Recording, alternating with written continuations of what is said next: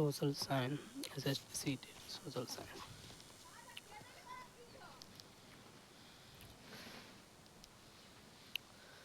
भूगोल के कार्य क्षेत्र में निम्नलिखित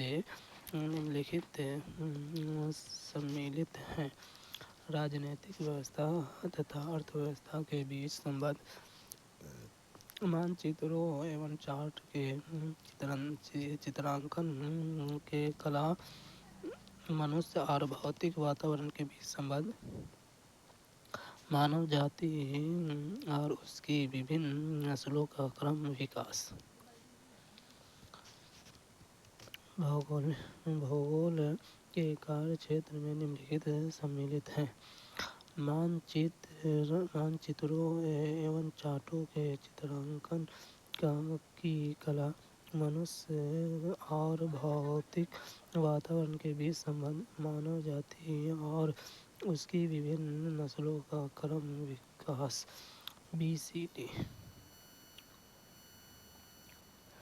भौगोलिक एवं सामाजिक विज्ञान विषय है जो पृथ्वी, पर्यावरण और पर्यावरण से संबंधित मानवीय गतिविधियों के अध्ययन से संबंधित है।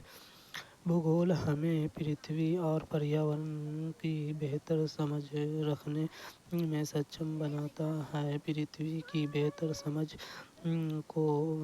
के लिए मानचित्रों और चार्टों का अध्ययन किया जाता है। यह समकालीन समाज के लिए महत्वपूर्ण विषय चिंताओं और समाधानों को सामने लगता है।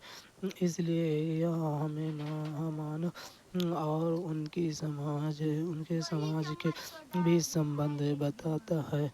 हम इसमें हमारे आसपास की दुनिया का ज्ञान होता है और यह हमें दुनिया के अन्य हिस्सों में अन्य लोगों के जीवन के तरीकों का अध्ययन करने में सक्षम बनाता है। यह मानव जाति और उसकी विभिन्न नस्लों के क्रम विकास को भी बताता है। यह हमें भौतिक, रसायन विज्ञान, जीव विज्ञान, अर्थशास्त्र, इतिहास और गणित के कुछ अन्य संबंधित विषयों को समझने में मदद करता है। यह हमें अपने आसपास की भौतिक चीजों जैसे वनस्पति, जलवायु, नदियाँ, मिट्टी, महासागर और पहाड़ियों की बेहतर समझ रखने में सक्षम बनाता है।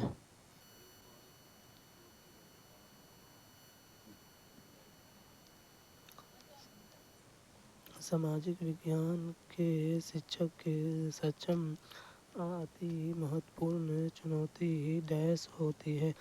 कक्षा में अनुशासन बनाए रखने की, अंतर विषय उपागम को प्रयोग करने की, छात्रों को उनके गृह कार्यों में सहयोग करने की, छात्रों को परीक्षाओं के लिए तैयार करने की। सामाजिक विज्ञान के शिक्षक में समझ अति महत्वपूर्ण चुनौती होती है। आंतरिक विषय उपागम के प्रयोग करने की।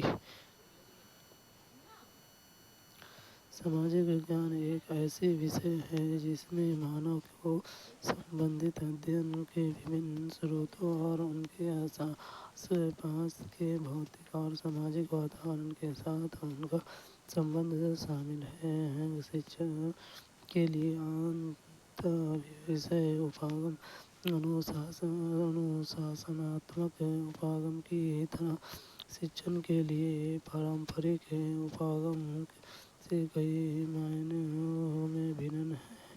अंतः विषय उपागम संश्लेषण की वास्तविक प्रक्रिया का प्रयोग करके विभिन्न विषयों से ज्ञान को एकीकृत करने में सहायता करता है। यह उपागम विभिन्न विषयों से ज्ञान को एकीकृत करके समग्र ज्ञान का निर्माण करने का प्रयास करता है। यह उपागम एकीकृत ज्ञान निर्माण के लिए शैक्षणिक विषय या स्कूलों के विचारों के बीच पारंपरिक सीमा से आगे बढ़ने में सहायता है। सामाजिक विज्ञान के शिक्षण में एक अंतर विषय उपागम शामिल है, क्योंकि इसके आंतरिक विषय एक दूसरे के साथ जुड़े होते हैं। इसलिए सामाजिक विज्ञान के अंतर विषय तरीकों को पढ़ाने शिक्षकों के लिए चुनौतीपूर्ण है, क्योंकि इसके लिए शिक्षक को अधिक प्रयास की आवश्यकता होती है। यह इतिहास, भूगोल और नागरिक शास्त्र जैसे विभिन्न विषयों के बीच का अंतर संबंध है, जो इस अंतर विषय को बनाता है और शिक्षकों के लिए शिक्षण के लिए एक अलग उपागम अपनाने को और अधिक चुनौतीपूर्ण बना देता है। अतः हम कह सकते हैं कि सामाजिक विज्ञान के शिक्षकों के सक्षम अति महत्वपूर्ण है। चुनौती अंतर विषय उपागम को प्रयोग करने की होती है। कक्षा में अनुशासन बनाए रखना एक शिक्षक के लिए कोई वास्तविक चुनौती नहीं है। यदि छात्र सीखने की प्रक्रिया में लगे रहते हैं तो वे स्वतः अनुशासित हो जाते हैं। छात्रों को अपने गृह कार्य करने में मदद करना शिक्षक का कार्य है, जिसमें वह निपुण होते हैं। परीक्षा के लिए छात्रों को तैयार करना शिक्षक का पूरा उद्देश्य नहीं है और इसलिए यह भी कोई चुनौती नहीं है। सामाजिक विज्ञान के शिक्षण में सीखने के अधिक प्रभावी अवसर हैं, किसके द्वारा प्रदान किए जा सकते हैं। सारे विषय की विस्तृत व्याख्या के द्वारा, ज़्यादा शिक्षण सामग्री के प्रयोग द्वारा और आवधिक परीक्षा के आयोजन द्वारा, वास्तविक जीवन की परिस्थितियों पर आधारित शिक्षण द्वारा।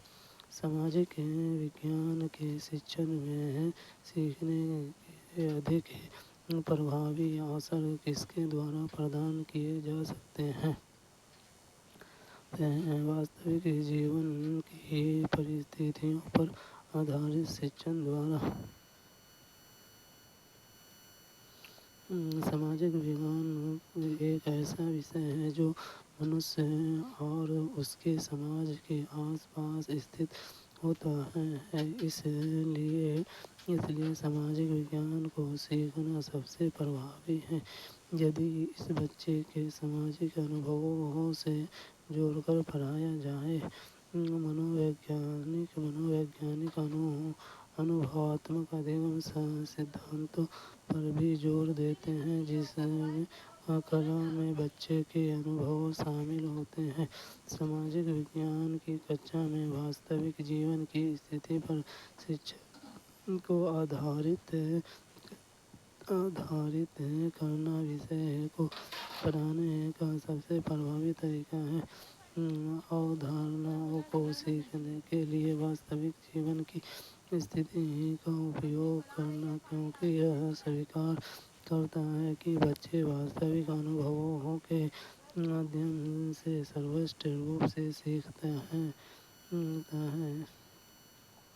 इसका उद्देश्य यह है कि शिक्षार्थी अपने स्वयं के अनुभवों के माध्यम से अवधारणा को समझने और उसके बारे में अपने शब्दों में लिखें। इस प्रकार यह निष्कर्ष निकाला गया है कि वास्तविक जीवन की परिस्थितियों पर आधारित शिक्षण द्वारा सामाजिक विज्ञान के शिक्षण में सीखने के अधिक प्रभावी अवसर प्रदान किए जा सकते हैं।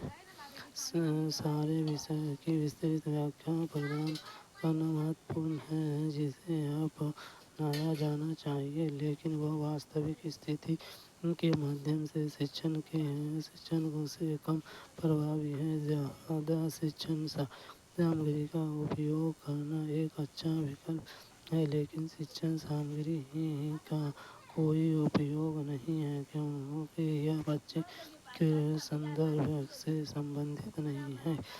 अवधि परीक्षा के आयोजन द्वारा सीखने के अवसर प्रदान करना सही तरीका नहीं है, बल्कि आकलन करने के लिए इस पर विचार किया जा सकता है।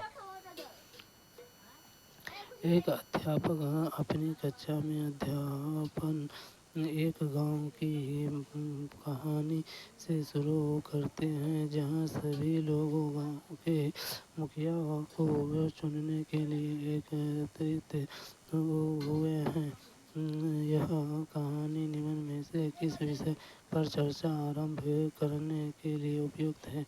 ग्राम सभा, ग्रामीण जीवन, ग्रामीण प्रशासन, गांधी स्वराज्य। एक अध्यापक अपनी कक्षा में अध्यापन एक गांव की कहानी से शुरू करते हैं, जहां सभी लोग गांव के मुखिया को चुनने के लिए एकत्रित हुए हैं। यह कहानी निम्न में से किस विषय पर चर्चा आरंभ करने के लिए उपयुक्त होंगे? ग्राम सभा। ग्रामीण क्षेत्र में अपना मुखिया चुनने के वास्तविक एकत्र होना चुनाव की एक लोकतांत्रिक प्रक्रिया को दर्शाता है। चूँकि यह एक गांव की बात करता है, इसलिए ग्राम सभा का चुनाव होना चाहिए, क्योंकि गांव में ही इसका गठन होता है। ग्राम सभा उन सभी वयस्कों को बैठक होती है जो एक पंचायत के दायरे में रहते हैं। यह सिर्फ एक गांव या कुछ गांव हो सकते हैं। कुछ राज्य में प्रत्येक गांव के लिए एक ग्राम सभा आयोजित की जाती है। कोई भी व्यक्ति जिसकी आयु 18 वर्ष या उससे अधिक है और जिसे वोट देने का अधिकार है, ग्राम सभा का सदस्य होता है।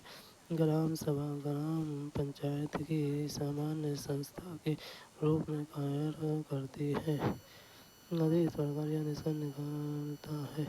यह कहानी ग्राम सभा विषय पर चर्चा आरंभ करने के लिए उपयुक्त है कि यह ग्रामीण जीवन को नहीं दर्शाता है। यह ग्रामीण क्षेत्र के प्रदर्शन को प्रदर्शित नहीं करता है, क्योंकि इस घटना के माध्यम से कोई भी प्रशासन प्रक्रिया नहीं दिखाई जाती। गांधी स्वराज के इलाके में कितनी सामाजिक से कोई संबंध नहीं है। यह स्वतंत्र भारत में एक विशेष प्रकार का आंदोलन है। निम्नलिखित व्याख्यान के चरण हैं कि लोग वंशागत और वातावरण का उत्पाद है। इन्हें चर्चा के क्रम में लगाए समूह के सदस्य एक दूसरे से सामाजिक व्यवहार सीखते हैं। अलग अलग वातावरण में लोगों के अवसर व्यवहार को प्रतिमान समान होते हैं। सामुदायिक विशिष्टताएं एक वातावरण में लोगों और समूह के बीच बातचीत अंतरक्रिया का परिणाम है। सामाजिक व्यवस्था समूहों के पारस्परिक क्रिया प्रतिक्रिया के को प्रभावित होता है। निम्नलिखित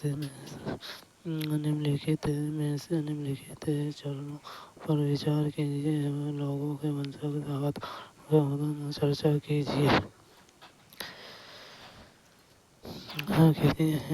ये समूह